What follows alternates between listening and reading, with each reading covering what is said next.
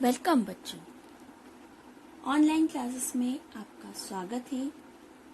आज हम आपको संस्कृत भाषा का अध्ययन करवाएंगे। यह सामने आपकी पुस्तक है रुचिरा द्वितीय भाग, मतलब सेकंड पार्ट। फर्स्ट पार्ट आप 6th क्लास में अध्ययन कर चुके हैं। अब 7th क्लास में आपके यह सेकंड भाग प्रयोग इसका अध्ययन करवाया जाएगा। सप्तम वर्गीय 7वीं कक्षा के लिए संस्कृत पाठ्यपुस्तक, संस्कृत की यह पाठ्यपुस्तक होगी।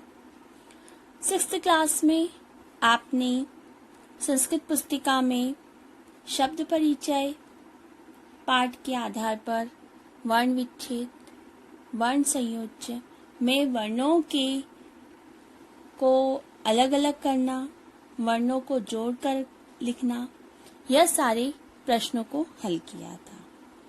यह प्रश्न में आपको वर्णों के बारे में बताया गया था कि राम शब्द आता है तो राम को हम अगर वर्ण के आधार पर विच्छेद करते हैं तो र के नीचे हलंत प्लस आ प्लस म, उसमें हलंत प्लस अ और विसर्ग, इस आधार पर पूरे राम शब्द का वर्ण विच्छेद किया जाता है।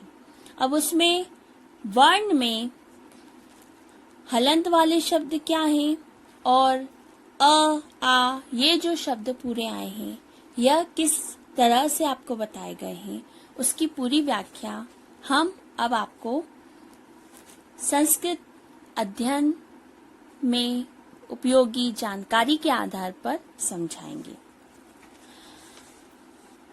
वर्ण विचार।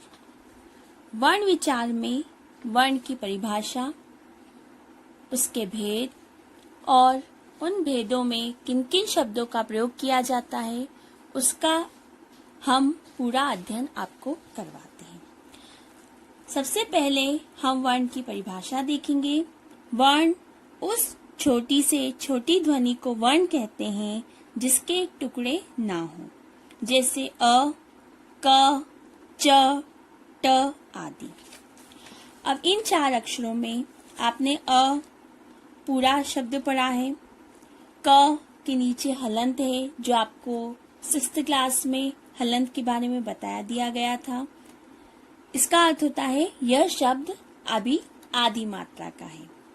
इसी प्रकार च और ट, ये तीनों शब्द आपके हलंत के लिखे गए हैं। यह सारे शब्द क्या कहलाते? वर्ण कहलाते। अब वर्ण के 3 प्रकार होते हैं। 3 प्रकार से वर्णों को हम जानते हैं। पहला स्वरा, ठीक है, जिनकी संख्या क्या है? 13। व्यंजनानी, इनकी संख्या 33। और अयोग्य वाहु, जिसकी संख्या है 2। इसी प्रकार संस्कृत में कुल 48 वर्णों का ही प्रयोग होता है।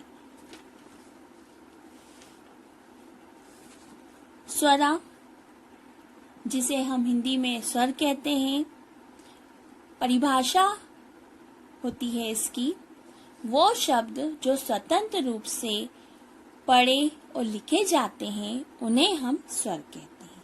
इनकी संख्या है 13। स्वरा के 2 भेद होते हैं।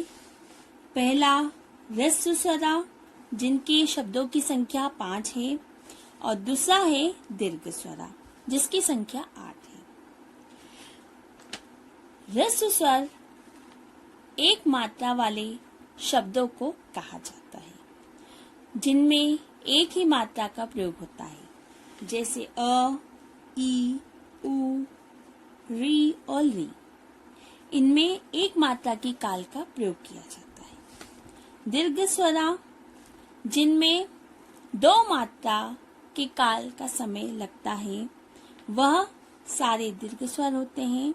इनकी संख्या 8 है। आ, ई, उ, री, ए, ऐ, ओ और औ, ये 8 दीर्घ स्वर हैं। अब हम व्यंजनानी वर्ण को पढ़ेंगे। आपके अगले वीडियो में मैं इस वर्ण को समझाऊंगी और उसके भेद बताऊंगी। धन्यवाद।